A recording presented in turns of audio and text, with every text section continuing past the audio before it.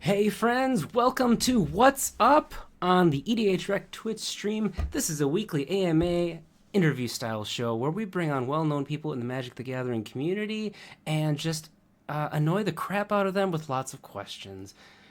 Which is why they hired me, because I'm great at annoying people. I'm your host, Andy Zupke. Joining me tonight as my guest is Chase. Chase, say hello. Hello, everybody. I'm Chase, and this is my cat Ham, who will be on the screen for a couple more minutes before he gets angry at me for holding him in such a Oh, fashion. we're so lucky to have you, Ham, even for a brief moment here. I know, he looks so comfortable and happy in this position. All right, All right, buddy. Chase. First question, right off the bat, the big one, the burning Mhm. question that's on everybody's minds. How the hell are you? How are you doing? You doing okay?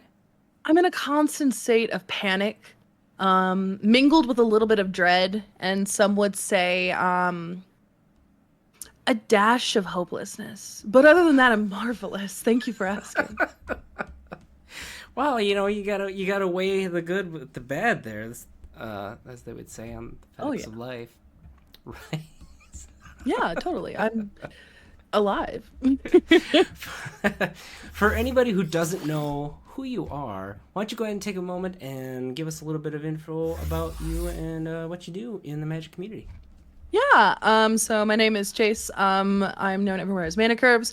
I just do Commander content of all kinds. I do a weekly, well, twice a week Commander stream. I also do Commander deck building where I build an entire deck with chat on stream. I make TikToks. I just do funny little posts. I like to do the funny ha-has. And I think I'm about to kickstart my horror series back up again. It was called Dead on Board. It's where I explained horror movies through the lens of magic cards. And it's been a hot minute since I've done that, but Mm-hmm. honestly, I'm feeling a little bit rested and relaxed after the hurricane to enough where I'm like, maybe I'll bring it back. So, Excellent. We are very lucky to have you here. Thank you so much for joining us. Friends in chat, this is an AMA style show, so I'm going to be asking Chase questions, but I want you to ask Chase questions as well. Throw those questions into chat for Chase, and if you want to tag EDH Recast, it'll help me out to make it easier to see. But we're going to start off with a few of my own questions while we wait for chat to chime in here. And I always like to start this off by having my guest tell us about how you got into content creation. What's Chase's origin story? so my origin started out, I was posting some stuff on Instagram and I saw some people kind of making a jump towards Twitter and I thought this would be really cool. So I made the jump to Twitter and I wanted to be more involved. I saw a lot of people were, you know, talking amongst each other and I felt like everybody knew each other and I wanted to be a part of that. So I just started tweeting a lot and then I realized there was more to content than just tweeting. And I was able to kind of crowdfund and also slash get the help of friends to borrow some equipment to do some streams. And I just kind of started doing that and I just kept just going and I haven't stopped since. Excellent. Well, you've been obviously very busy, but we are lucky to have everything that you do in this community. And we love your content, of course. That's why you're here. Thank you. Now, you were just at MagicCon Chicago, oh, sorry, 2 weekends ago. Yes. How was it? Any exciting stories that you can tell us about your experience at Chicago? Yeah, I had a lot of fun in Chicago. It was probably the best MagicCon experience I've had. Because I've been to I think MagicCon Chicago was my sixth. It was a lot of fun. I was really lucky I had my partner there to keep me grounded. I call it real person time. Because like when you're in like the thick of it at a con, like I think you lose a little bit of a sense of what reality is. So it was nice to have that tether to earth. Um, Honestly, it was just really fun being able to like talk to people and really kind of see it because I felt like I hadn't seen them in forever because Vegas feels like ages ago at this point. Mm-hmm. It was also just really exciting to be able to like introduce my partner to all of like my magic friends and kind of have him see what it's like for me because he knew that I made content, but he didn't really like get understand until he saw what it was like there and it was like a lot of people coming up and saying hi and asking for signatures and like playing games and stuff. And it was just really nice to be able to like have that experience and show him my world. Um, Did he because freak out at all? I'm Was he like, "Oh, this is whoa"? he pulled me aside, I think after Saturday, and he was like, I knew like you made content, but like I didn't know, And I was like, do you think I'm cooler now? And he goes, is it bad if I say yes? And I was like, no, it's not bad. It's okay. Please think I'm cool. So it was a really fun experience, honestly.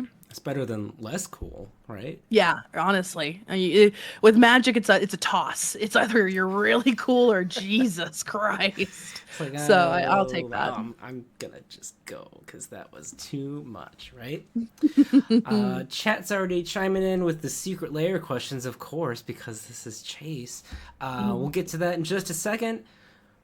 What is your proudest achievement as a content creator? I it's I maybe it counts as an achievement. I don't know. For me, it feels like a really great mile, like a marker for me. Yeah. Is I was in the first wave of creators that got made into Magic Cards in Gavin's Unknown event. That to me was like the biggest oh my god moment, truly. Because I'm not gonna lie, like I do a lot of like compare stuff, and like I can be very insecure at times. I'm like very willing to admit that. And when I saw that creators had gotten cards, I was really sad because I was like, oh, I didn't get one. And then I got that Twitter notification tagging me being like, is this Chase? And I was like, oh my God. And then I was like, I don't know if it's me though. And thankfully, Prof messaged me later and he goes, I talked to Gavin. It is you. And I was like, yes, score. So that was like probably like the biggest one for me. It just to be kind of ingrained in Magic's history forever, which is probably super not as big as it is. But like to me, I'm like, I'm on Scryfall. So I was like, I'm on Scryfall. I was so happy. So I Mom, think I'm that on for me, TV. literally, I was like, Mom, I'm on Scryfall and I'm on the Magic Wiki. And she goes, is that big? And I'm like, yes, it is. So for me, that was like a really big one. What is the card? Tell us what it is and what does it do? Yeah, so it's called the Curve Keeper. It's a 6 mana legendary human soldier that says when oh gosh, I don't know the exact wording, but basically creatures get a buff of plus X plus O equal to the number of consecutive non-land permanents in your mana curve. A non-land, non-token permanents in your mana curve. So, for instance, if you have one thing that's like you have a 1-drop, a 2-drop, and a 3-drop, all your stuff gets plus 3-0. But if you have like a 3-drop and a 5-drop, your stuff only gets like plus 1-0. And it's really cool. So I was able to I brewed that deck, and the mana curve is so precise. And it's really fun to be able to assemble a mana curve starting at 0 all the way up to 7 and just giving my stuff a gross buff. It's so cool. Now, do you feel like this card encapsulates you or represents you well? Anything you would change? I when it came to the ability, I felt like it fit my username more, but truthfully, I think that I kind of tend to flow with a lot of things. Like I'm best known for like red aggro and Chandra stuff, but I'm also known for secret lair stuff. So it's like I really don't think you can make a fair card with that, truthfully. But I really ended up really loving it. And I remember when I ran into Gavin the next day, he was like, "Did you see your card?" And I was like, "Yes, I did. I love it." And he looked at me and he goes, "My only regret is I didn't make you red." And I was like, "Okay," because he made me white. And I was like, "I don't do white stuff." But honestly, I'm kind of more in love with it because of the fact that it's white. It made me explore a color I wasn't too fond of, and now it's probably one of my favorites. Very cool. And thank you, RD Baron 102, for pulling up the card with the MTG bot in chat so people can see what it does. Speaking of chat, let's grab a few of these questions here. And Not a Frog 44 is reading off of my cheat sheet here apparently because I was going to ask you the same question. What would the mana curve secret layer be? If I had my perfect world, I would truly kill to like have a secret lair actual deck, like how they do those deck drops. I would kill for one. Uh-huh. I don't know if it would be Sisay, but I would love to be able to like work with the Secret Lair team and sculpt like a Secret Lair deck. Just because that's the thing that I'm best known for, I think, at this moment is just like having one of those. If I could choose like my favorite cards for a Secret Lair, I would probably choose Descent into Avernus because it's one of my favorite red cards Oh, ever yeah. of all time. Um, I would also probably choose like some weird pieces. They don't go together. It would be one of those layers where you're like, what's the cohesive theme? And there is none. I would choose like that. I would choose like darkness because darkness is such a fun spell that I think would be so weird to see. Um, Maybe like a random weird legendary card. I don't think he is able to be reprinted, but Uncle Istvan is a funny one for me that I used to joke about with my friends back in college because the old text on the card read summon Uncle Istvan Yeah. back when you were supposed to summon legendaries. Um, if I was choosing like actual playable cards, like Descendant to Avernus, Fiery Emancipation would be another one. I would probably want to do a Dolmen Gate art that is not Baldur's Gate, because I do have a really big fondness for that. Maybe something like Darkness, stuff like that. It's just all over the place, kind of scattered. Okay. I did check. Uncle Istvan is not on the reserve list. Okay, good. They reprinted him in Time Spiral. Really? That was the last time. Yeah. Oh yeah. Okay. Cool. Cool. Cool. Cool. Cool. Kingdoms TV. Hello, friend. Haven't seen you in a while. Let's see. Slothic Mania says, "What is your favorite non-mechanically unique Secret Layer card, and or what is your favorite mechanically unique Secret Layer card?" Um, the non-mechanically unique, it really, really changes. I actually have my list in front of me, which is very weird and rare for me to have, or at least I did. I would say that in terms of like my favorite Secret Lair card that's like non-mechanically unique, I'm like scrolling through, and it's unfortunately like it's all art related. So because it's, the whole point of the deck is like a love letter art. I think with the Ponder from Chicago last year is just one of my favorites that I look at and I feel this weird sense of like giddiness because it's so weird. Like it's not even like a thematical like art thing. It's just a turtle and he's holding I think what a donut, a hot dog, and what like a taco, a piece of pizza, a donut, a hot dog, and pizza. And I'm like, this is makes no sense. It's weird. Um, so I really might have to say Ponder, just because of the art. In terms of like playability, I do have to say I think Seaborn Muse is a game changer. It's such a good Secret Lair piece for the deck I have. The art's stunning. The ability's great. In terms of mechanically unique, I don't really have a favorite. The mechanically unique cards haven't really spoken to me in a hot minute. I used to run like Chief Jim Hopper in my deck, but he didn't really end up doing much for it. Like I think Rick Steadfast Leader is good.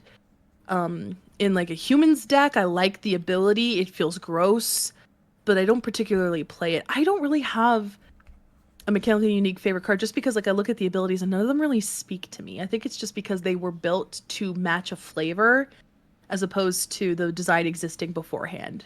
Okay. That it's probably why I'm not a huge fan of them. Sweet. Chat, keep those questions coming. Weapon X434 asks, were you surprised by any of the brackets your decks ended up in with the new system? Did you find yourself changing decks to remove game changers? So I was really surprised, honestly. Mostly because I think the bracket system is good and I think it has its flaws as any system will have. When it came to what Moxfield categorized them as, because I'm a Moxfield user and they implemented the bracket We don't say system. Moxfield on this Sorry. channel. Just It kidding. was It's fine. implemented and I was like, I don't know about that. I think Sisse got put at a 3, which I did not agree with, because having a commander that is technically infinite tutors should automatically put you, I think, in a higher bracket. Because once you hit the right mana, you can get anything that you need. You can even get artifacts, lands, whatever. So I was like, this is a little low. Another one, I always actually thought that my decks that were put lower should have been higher. So like I have a a Kala Ajani's Pridemate deck, which is an uncommon commander. It does not run a lot of game changers, but it is very strong out of the gate and it does not let down. And it's a very optimized brew. I really do a lot of my builds to be as optimized as they can be while still maintaining, I think, a level of fun. And I thought that they were put rather low. Just because whenever I play on stream with Kala, I do get some gripes from some friends about it. So I was really surprised that they put that down, I think at a 3 or a 2, because there really isn't any game changers in the deck. I don't think a deck needs to have game changers to be in a bracket 4, which is, again, the whole point of the bracket system is, if you think it's different, then you should categorize it as such.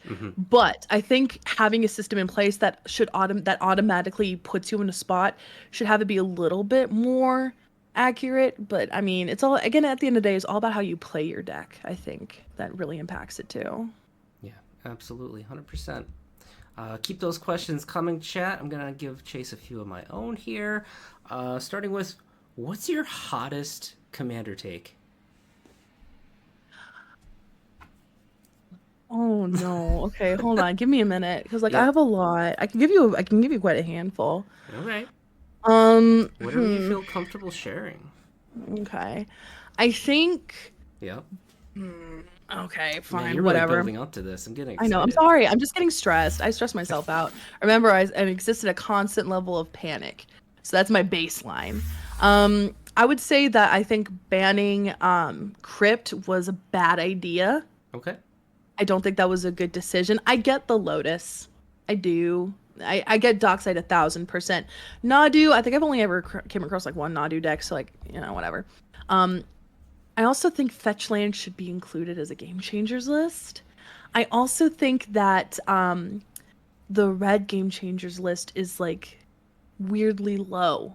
And I feel like, I don't know. I feel like Jessica's Will is not a really good card to add to the game changers list. I don't think it should be a game changer. I don't think it's that strong. It's a good card. Yeah, but not a game changer. Exactly. It's because like typically it pops up at maybe 8 cards, maybe 8 red mana, 9 red mana. You get very lucky if you have someone who has a reliquary tower or something. But the fact that like Darksteel Colossus, Blightsteel Colossus is not included as a game changer, I think is weird.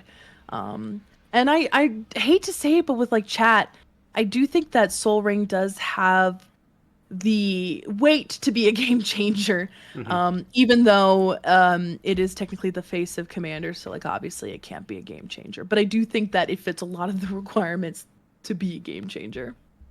If you're the only person with a Sol Ring, it's changing the game.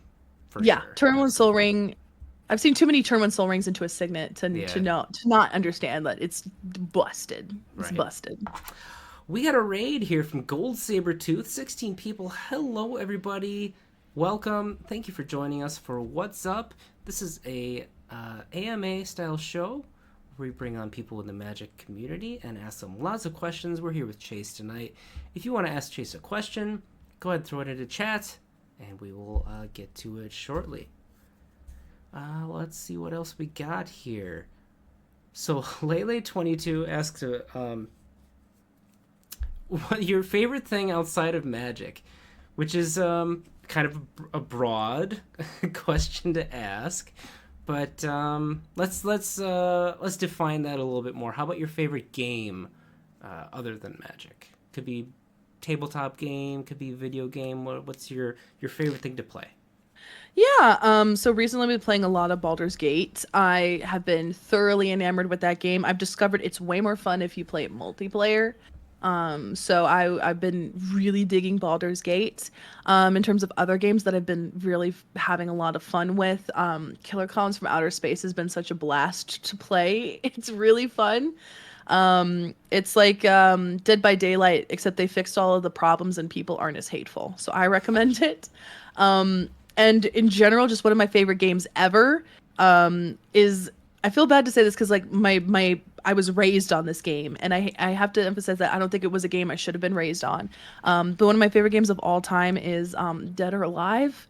I'm a very skilled Dead or Alive player. It's one of my favorite things. I'm very, very big and very good at fighting games. I won't hype myself up about much, but I will hype myself up on my skills in fighting games. I love them. Very cool. Now Mm. you are well known as a horror movie connoisseur. Mm. So I've got, because I consider myself one as well. Probably not as much as you, but definitely am very much into horror myself. And JJ Mickey asks, favorite scary movie of recent memory? The one I really have to say my favorite one out of recently has been The Substance. That one is amazing. I'm actually planning on messaging my tattoo artist to get it added to my sleeve soon because he's leaving the country because he's from the UK and he's going back. And so I'm like, I gotta finish my sleeve. But The Substance was phenomenal. I loved every minute of it. Um, like when since I know you've seen people talk about this since you're a fellow horror movie lover as well, but like have you ever seen those ads where people go, I had to leave. It was so disgusting. I threw up, or like 10 people threw up in this movie and then Yeah, left and then cried. yeah. I experienced that in real life when I was buying my ticket to the movie and getting my popcorn. A man left the theater and asked for a refund because he said it was so gross. He had 30 minutes left. He said he couldn't handle it, and that one woman got up and threw up during his screening, and two people left. Oh man. And he told me that as I was buying my ticket, and I'm like, is this actually happening? It was so good. It Yeah. was phenomenal. I Love it. I gotta tell you, I feel bad about this, but I haven't seen it yet. You It's need high to. on my list. I don't get to see a lot of horror movies because everyone else in my family doesn't like them. But Mm, as soon as I see it on a streaming service we have, I'll definitely watch that because I've only heard good things about it from it's fellow phenomenal. horror fans. How about not just recent, but what's your favorite horror movie? Or can you give me a top three if you can't pick a favorite? I do have a favorite. I do have like a top three. My favorite of all time will always and forever be The Thing. John Carpenter's The Thing Yeah, all right. is so fantastic and amazing. To my dying day, I think it will always be my favorite. The cinematography is great. The practical effects still hold up now, even in 2025. It's amazing. The acting's great. It's so good. There's so many really good metaphors in the movie too that I just think is so freaking great. I love that movie. Hmm. I will talk about it nonstop if you give me the opportunity, truthfully. Are you a big John Carpenter fan in general?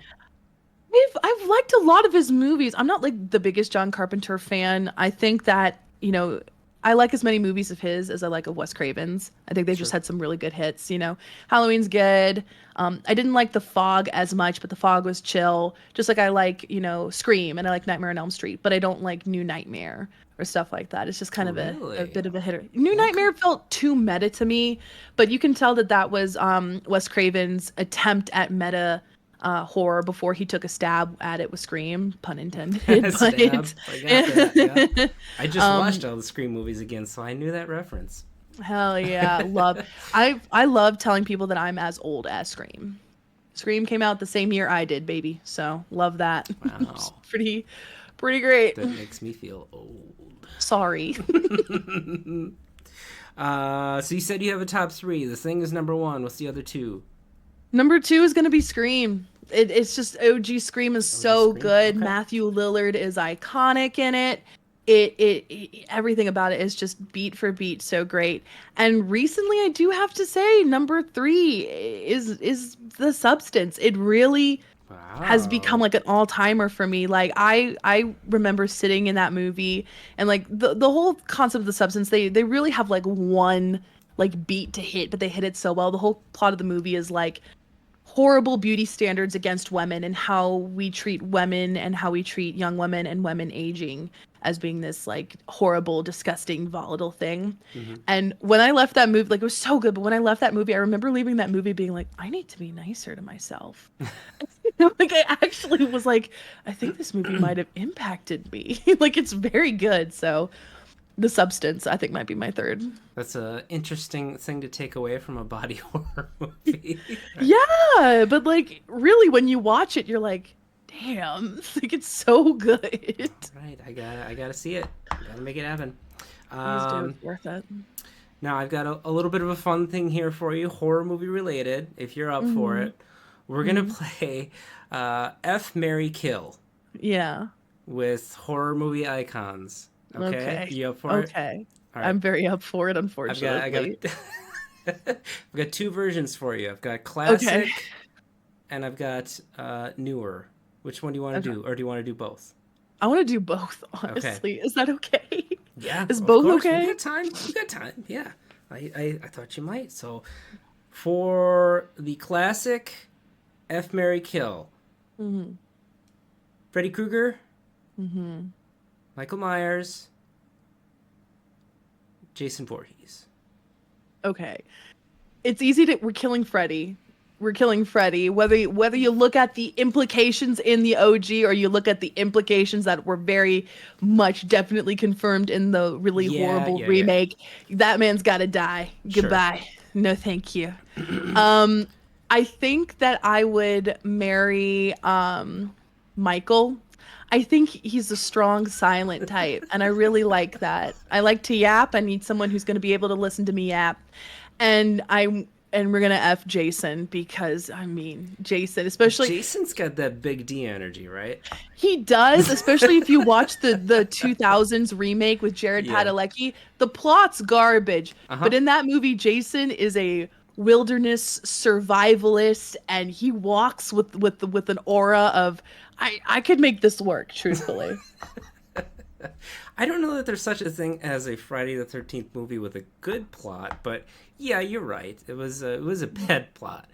No, Number I three's love all them. right. I mean, I think they're stupid, but I love them.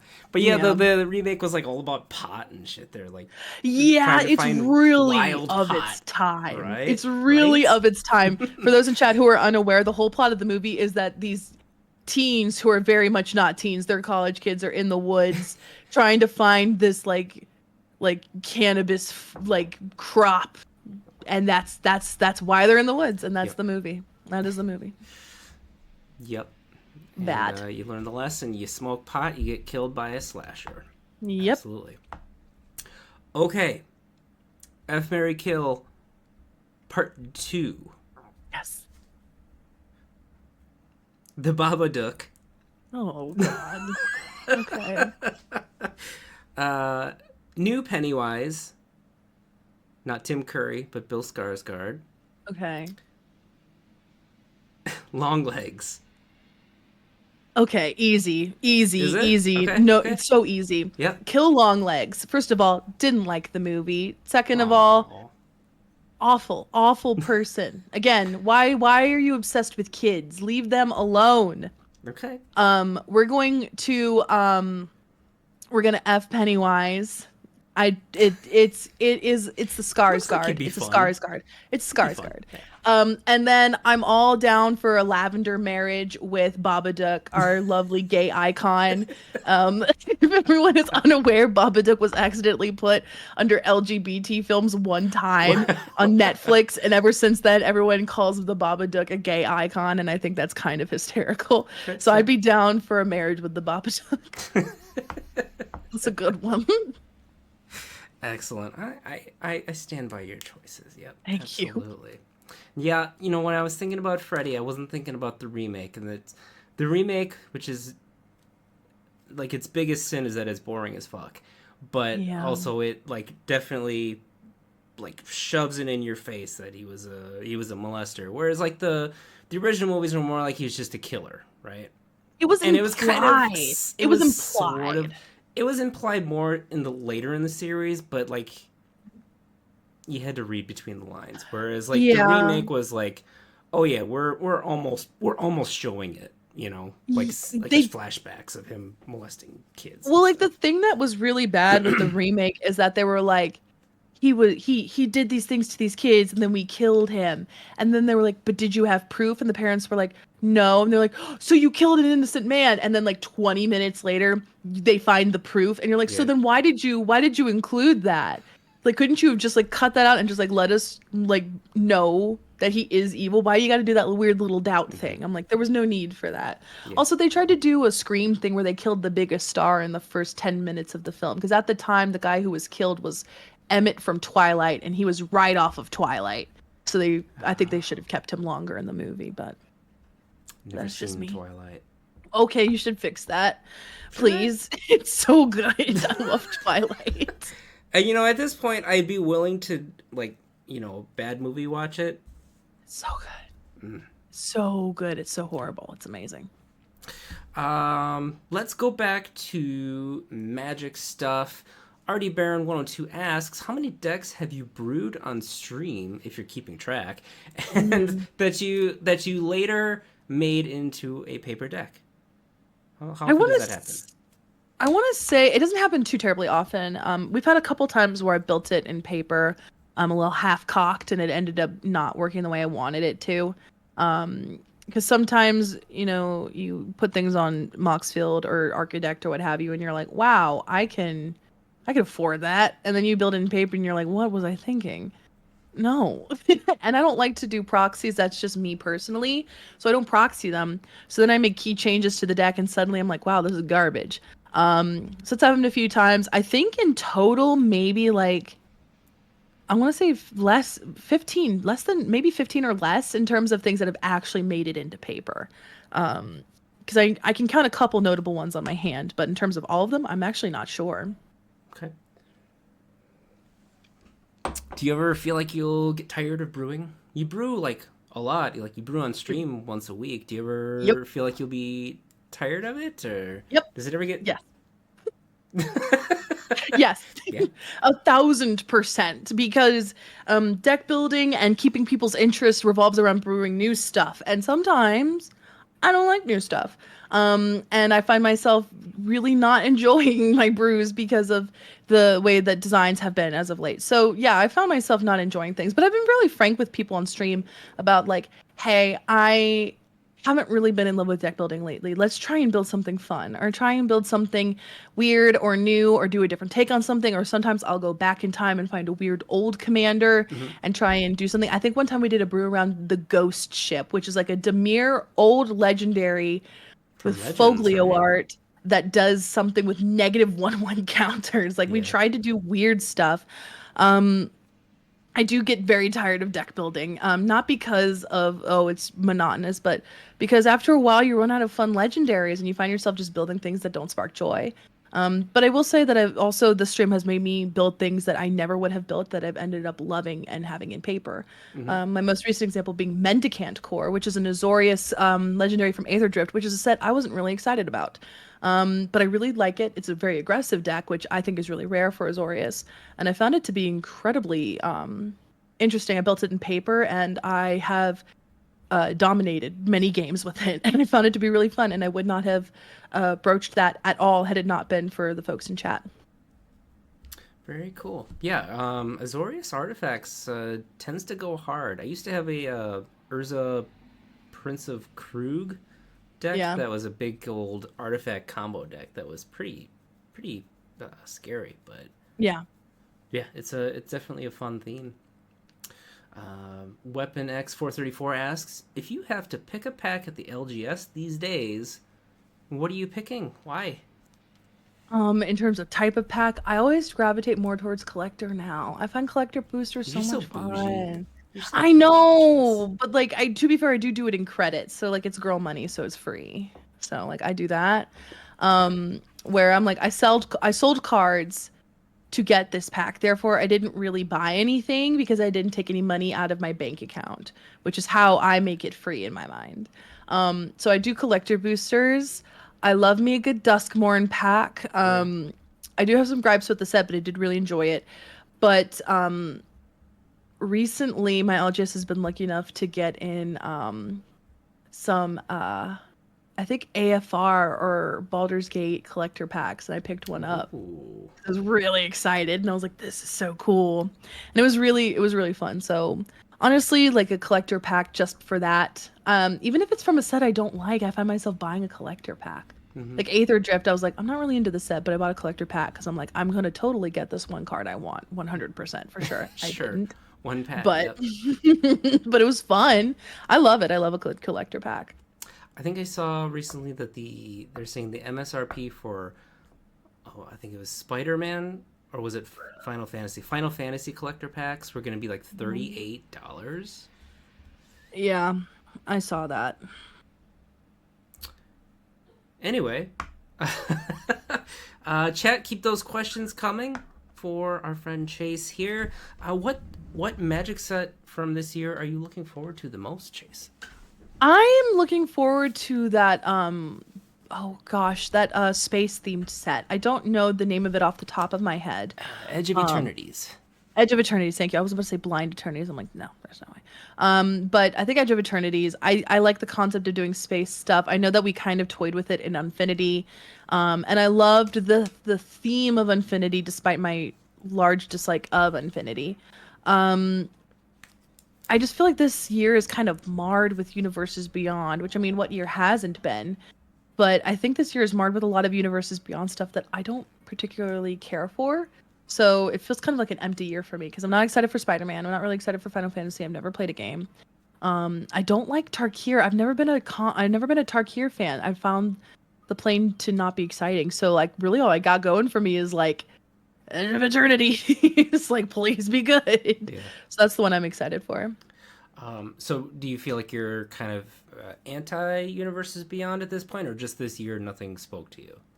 I have my thoughts and feelings about Universes Beyond. I think that it is I think it is meant to pull in newer players for sure, but I do think sometimes that it is also under the guise of that, if that makes sense.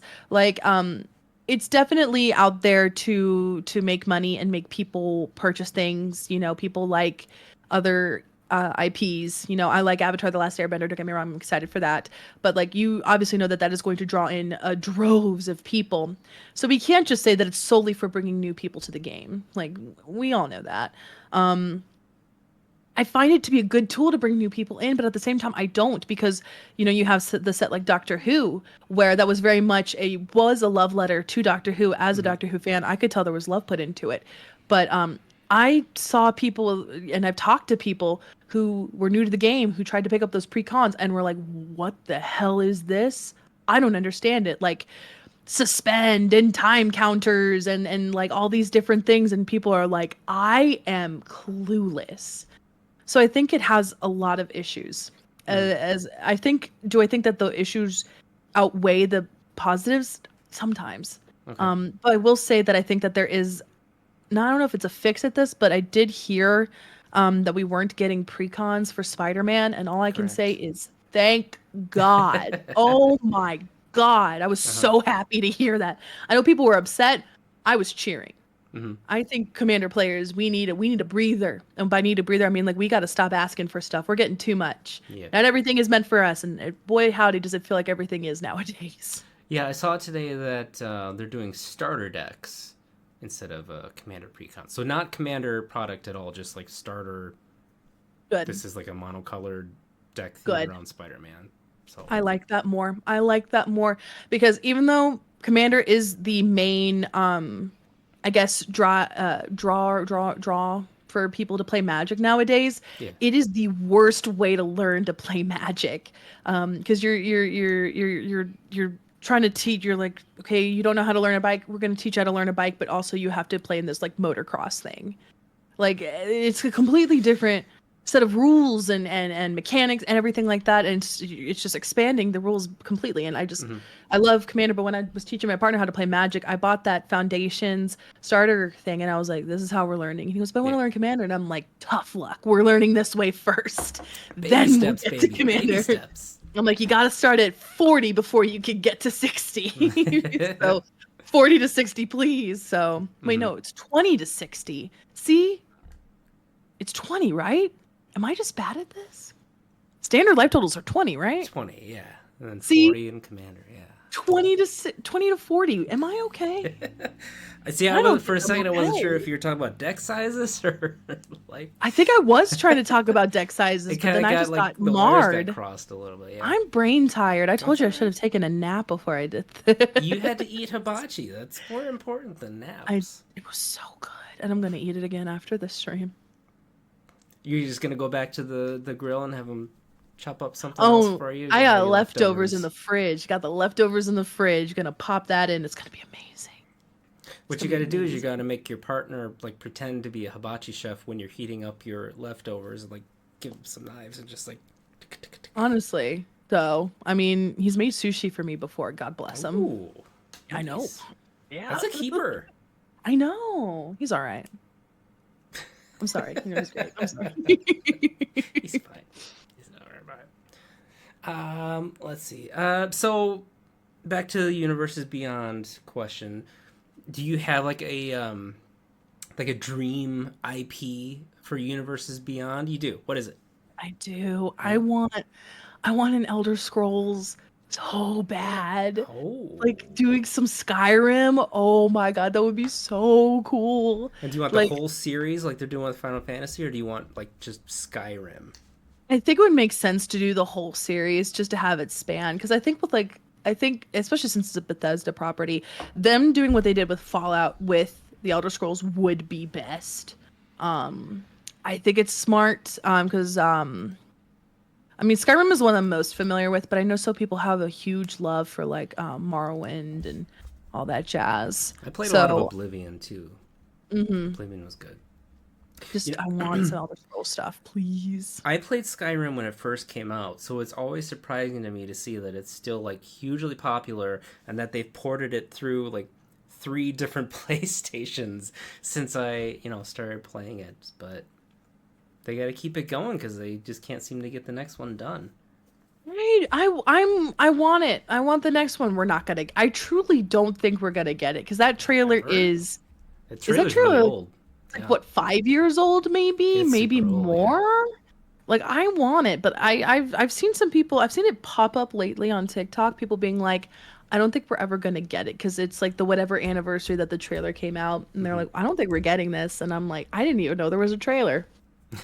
So that's concerning because I had no clue. Yeah. Yeah. Oh, well, if it ever does come out, I'll have to get the whatever the newest PlayStation is. I haven't gotten one since three. I'll They just just play it on Steam. Yeah, I Be suppose. a Steam player.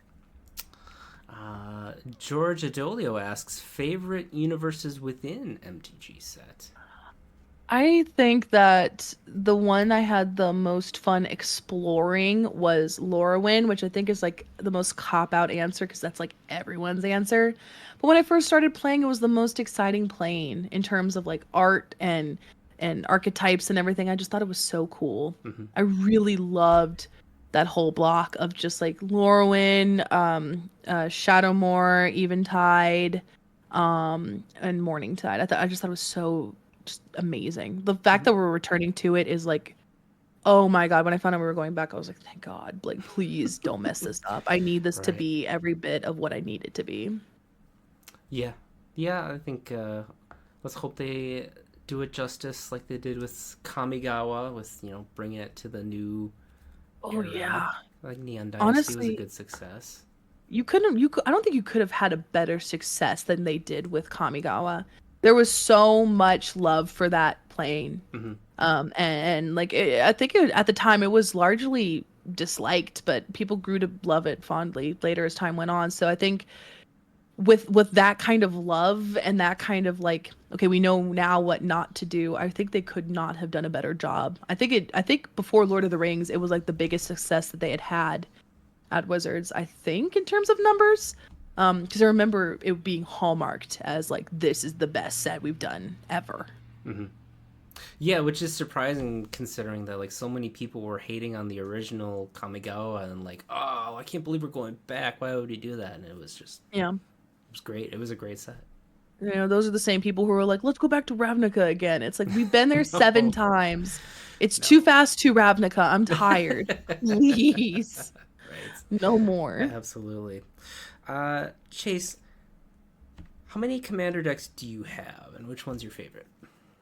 I believe as of now I have 7 or 8. And my favorite, it, it's so hard to choose favorites. Can I have like 2 favorites I'll for different allow it. reasons? Yeah. Okay, thank you. Secret Lair Sisay is obviously going to be one of my favorites. I love the deck because the nature of the deck is it's never the same. As cheesy as it is, I liked the concept of like what is it like the ship of Theseus, where like if you take it apart and like keep adding to it, is it still the same and stuff Hmm. like that. Like the deck that changes every time a new layer drops, I think is so fun and interesting, and it's just a love letter to weird art that I really enjoy. In terms of playability, I think my favorite deck ever has to be my Cadric deck. Okay. That is probably one of my favorites ever because like when you build a deck, typically you find a commander you like and then you make it, and then you're like, oh wow, like a lot of people have similar lists.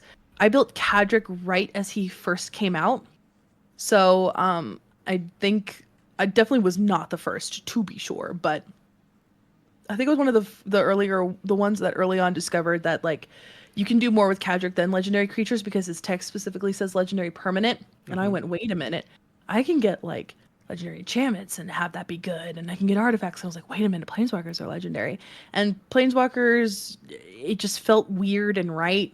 And I just made the list and I fell in love with it. And the way it plays is so smooth and beautiful. And I love that it's like one of my more like talked about lists on like like Blue Sky and stuff. It makes me really happy because it's so weird and unconventional to have like token copies of planeswalkers because you typically want to get them to the ult, but there are ways around it, and I really like it. It's just such a fun deck. Yeah, it's great to have a deck that just feels like you know. Yeah. Absolutely. Chat, keep those questions coming. We've got about 10 minutes left with Chase here. I got a hypothetical question for you if you're up for that. Yes. Yes. Tomorrow, Gavin Verhey hands you the reins of Commander. No more Mm-hmm. Commander format panel. It's just you. You're in charge. What's your first action? My first action would probably be to the joke answer is to unban Hull Breacher. That's never going to happen. We all know why he's gone. Mm-hmm. I mourn him every day. It is what it is. But I guess like my first action would be to really take a stab and look at that ban list. I really would want to unban. Um, I think I would only really unban one card, which would be Crypt. I really do think Crypt would be the one unban that I do. I can understand the justifications for the others, even though at the time I was salty and sad, and unfortunately a little bit too salty and sad, I will admit. But definitely, I think bring Crypt back. I really don't think it was the necessary ban. Um, but then again, at this moment, I can't think of anything ban worthy other than my personal saltiness against Drannith Magistrate. I hate that card. I hate that card. I hate that card. But I really wouldn't change the way that they have the bracket system now, other than the things that we've talked about previously on here. But I think that the system that is in place now is better than the 1 to 10 system we had earlier. Mm-hmm. And I think that if anything, I would like to expand upon that and maybe find some more wiggle room in the game changers concept and there, because I do like the language that they use. I do think there could be some changes made to it. But ultimately, I would just want to keep my finger on the pulse of what's going on in the community and listen to them and hear how they're feeling about bans, unbans, or future bans. I feel like that's such a boring answer because I feel like everyone would be like, unban, Golos and just let them suffer. Like, Yeah. I don't think that's the case, but it might be a boring answer. I can totally understand the argument for Drannith Magistrate.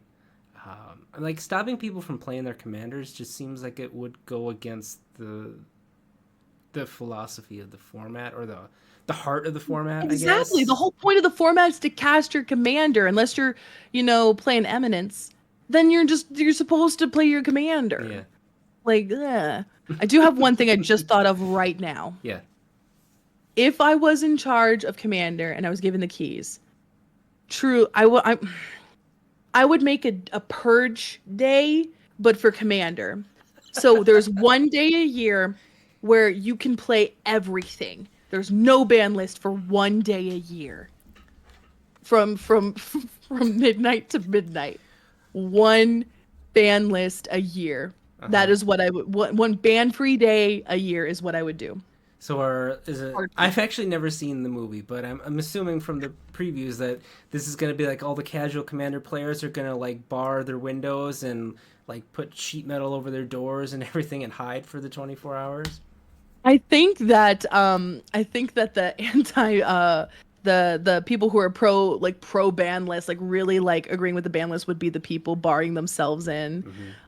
Because anybody I know for a fact, especially on my stream, when we build for like lack of, like, I did a stream one time where we're like, no budget, we're doing the most expensive thing just because they come out, the people come out for that.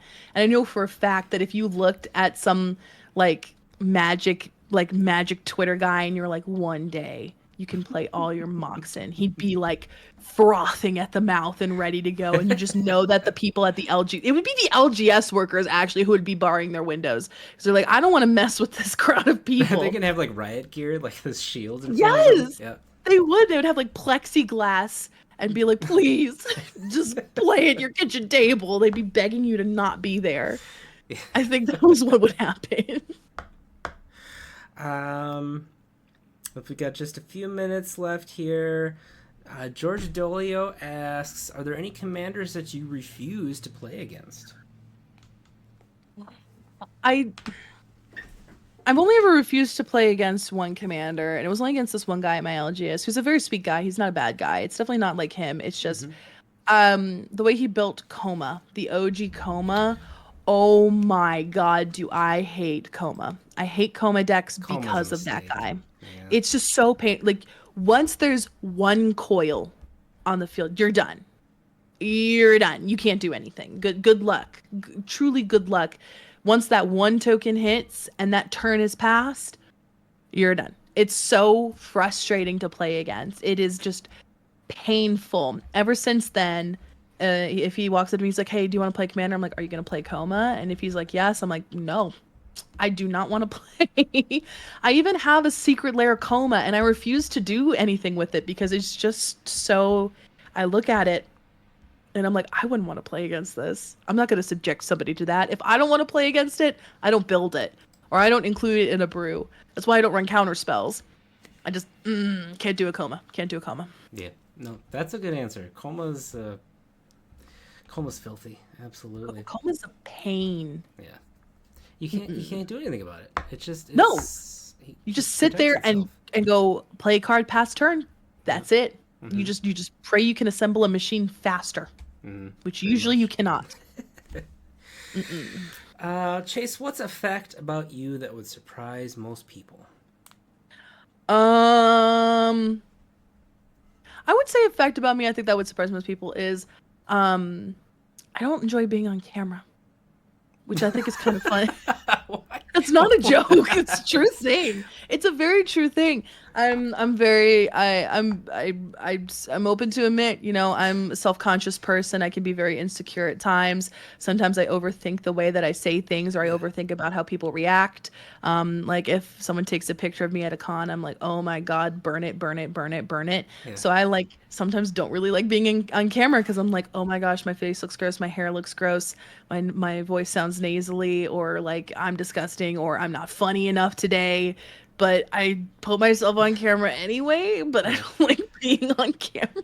I didn't mean to like laugh at you, like make fun of you or No, anything, it's but funny. the fact that you were looking like straight into a camera as you said that was I couldn't not laugh at the irony of it. Oh yeah, I think it's hysterical. Yeah. I was talking to someone in Chicago, and they were like, "Well, yeah, you know, you love being on camera." And I looked at her and I went, "I don't like being on camera." And she goes, "I'm sorry." And I'm like, "Yeah, no, I don't do it. I don't love it. I do it anyway." But it's just a weird thing I have about myself and my perception and blah blah blah blah blah blah blah. Well, we all love having you on camera, Chase. We love seeing you and watching your content. We got just a couple minutes left here. We're gonna do a lightning round here, just a few really quick, snappy questions, and then we'll call it a night if that's all right with you. Yeah, totally. All right, lightning round. Favorite movie? Is it The Thing, or do you have a thing you like better than horror? Oh, it's embarrassing. The Haunted Mansion movie with Eddie Murphy. Well, I thought this was going to be quick, but I can't not address this heinous choice of... Go ahead. No, it's fine. It's fine. You can judge. It's okay. It's a fair to judge. It's a fair one to Okay, judge. what do you love about the Eddie Murphy Haunted Mansion movie? Which I haven't seen it, but I've only heard bad things. But I have seen the new one, and I'm sure it can't be much worse because that one's not very good either. When I was little, I had really bad stomach problems and I got sick. Yeah. And I was at Disney World with my parents, and they were like, "We're gonna go," and I was like, "Oh, but one more ride." And they're like, "Fine, one more ride, even though you're sick and literally doubled over in pain." We went on the Haunted Mansion ride, and suddenly I felt immediately better. And ever since then, I've had this crazy love for the Haunted Mansion. And Yeah. my mom was like, "You're really obsessed with this. I'm gonna buy you this movie." And I watched it all the time. It is so good. Also, Jennifer Tilly is in it Yeah. as the crystal ball lady whose name I'm forgetting, and I feel really bad about that. Madame Leota. She was Jennifer Tilly was a Madame Leota, and it's amazing. I loved it, but you know, Hey, if it's a it's a nostalgia thing, you're allowed to like people in your chat movies. hating on it. It's good. I still love it. That's okay. It's all right. Hopefully these next ones will go a little bit easier. Yeah. Just stop giving bad answers. Favorite musician or band? Band Ghost. The band Ghost. All right. Favorite video game? Dead or Alive. Dead or Alive. Favorite food? I bought sushi. Sushi. Okay. Yeah, Any sushi. particular type of sushi? Do you like? Mm, Do you like the rolls? Do you like sashimi? What do you like? I like sashimi, but I like the rolls. I like any roll that has tuna, Yeah. avocado, eel sauce, and spicy mayo. Just give me that, and I'm set. I'm Okay. so set. Yeah. I'll eat pretty much anything with tuna or salmon, and if Yep. they're spicy, that's even better. Yes. Um, Last thing you ate, we already know that. Favorite adult beverage? I would say an amaretto sour.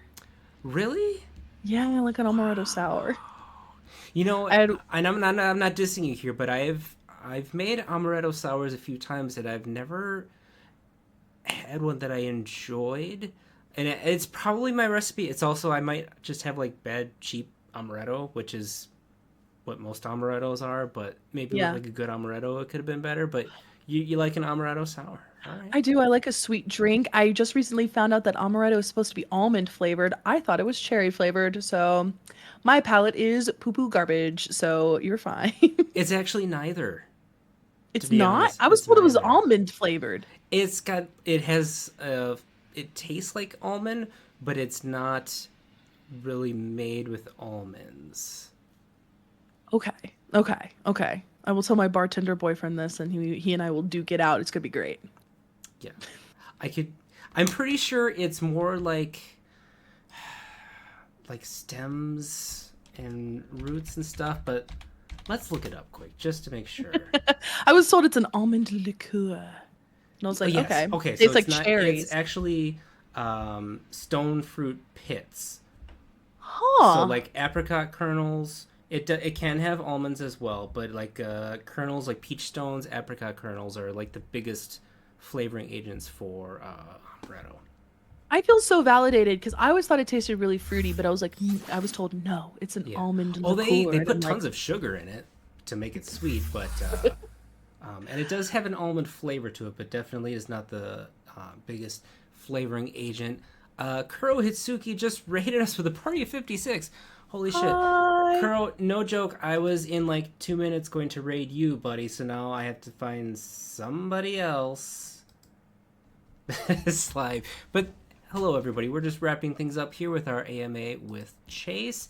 Thank you all for joining us. We're happy to have you here. We're just doing a lightning round here. We did favorite adult beverage, which was amaretto sour, which is a very cool choice. And the last question I have for you, Chase, is favorite Pokemon. I have a lot. I think my current favorite right now is Slowpoke. Um, but I feel like the cop out answer is one of my real answers, Gengar. I love me a good Gengar. He is 5 feet tall in the anime, and I love that he is big and fat and purple. Big and fat and purple. All Yeah. right. Well, that's a perfectly fine choice. I salute your choices on that. Um, we are wrapping up here. Chase, thank you so much for joining us for What's Up. the AMA. I hope I didn't annoy you too much with all my questions here, but Oh, it not has at been all. an absolute pleasure having you on the show and talk about horror movies, of course. And as we were talking about those, I'm like, oh crap! I hope Twitch isn't gonna like shut us down because we were talking about the naughty things that Freddy Krueger did to kids.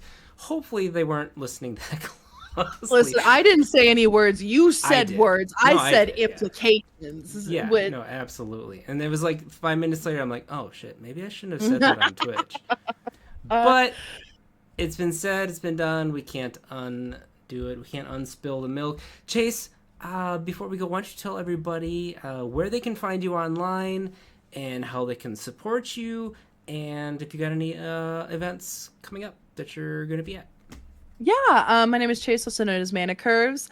You can find me everywhere at Mana Curves, LimeWire, Foursquare, LinkedIn, MySpace, but most importantly, TikTok, Twitch, YouTube, and Instagram, as well as Blue Sky.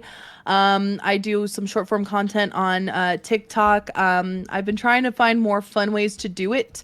I don't like doing the whole post a video a day thing, but I'm trying to find my own little energy and vibe there.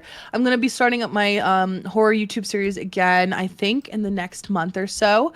I'm doing like once a month. That way I don't like destroy my workload and my brain. And yeah, you can just find me there. And you guys are amazing. And thank you, everybody. And I appreciate all of y'all dearly. Thank you. Absolutely. We appreciate you and having you here. I'm Andy Zupke. You can find me on Blue Sky at Zupkeep. That's Zupkeep. We will be back next week, same time, Tuesday night, and our guest will be Nile Rogers. So make sure you come hang out with us for our chat with Nile. And thank you very much, everybody. Have a great night. We'll see you soon. Bye.